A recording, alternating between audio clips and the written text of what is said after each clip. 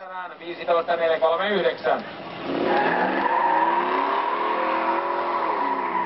Viljamaan kiukkuinen kamera on kellotettu tänään aikaan 13.167.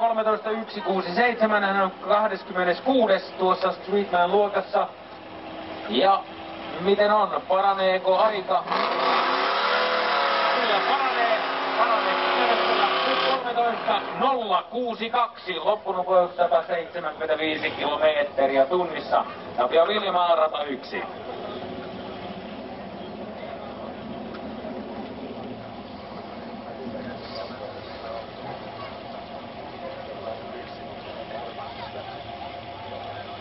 Pontiac Trans Am 88, Mikko Kosonen, rata 1, ja Jarkko Lehto, niin ikään Pontiac Trans Am 88, ja rata 2 on Espoon miehellä. Tasainen pari, siinä on ajettu 15 sekunnin korville kummankin isännän osalta, joten nyt Nurmijärvi vastaan Espoon.